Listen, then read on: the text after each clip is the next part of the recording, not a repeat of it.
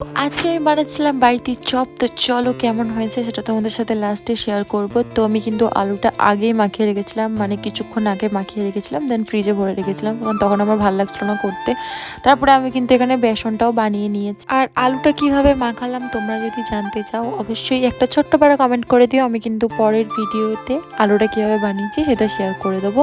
দেন এখানে কিন্তু আমি গ্যাস ধরিয়ে দিয়েছি, আর এর উপরে চাপিয়ে দেবো কড়াইটা, কিছুক্ষণ গরম হবে, তারপরে কিন্তু আমি চপগুলো বানিয়ে নেব। আর আমি সন্ধেবেলায় প্রায় দিনই কিন্তু বাড়িতে খাবার বানাই, আর এগুলো কিন্তু খেতেও ভালো হয় আমার বাড়ির লোক বলে। তো তারপর আমি কিন্তু আলুটাকে ভালো করে কিন্তু গোল গোল করে পাতলা পাতলা করে নিচ্ছি।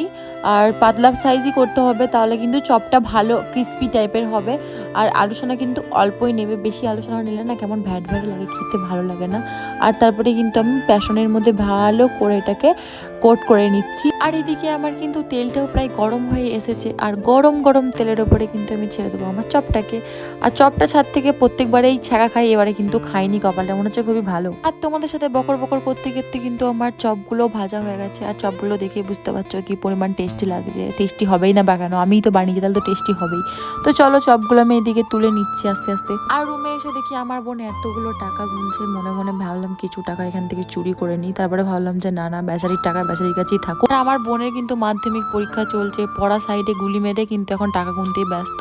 যাই হোক, বাড়িতে সবাইকে বললাম চপগুলো একটু ট্রাই করে দেখো, মা পাপা সবাইকেই। তো আজকের মতো 80টা।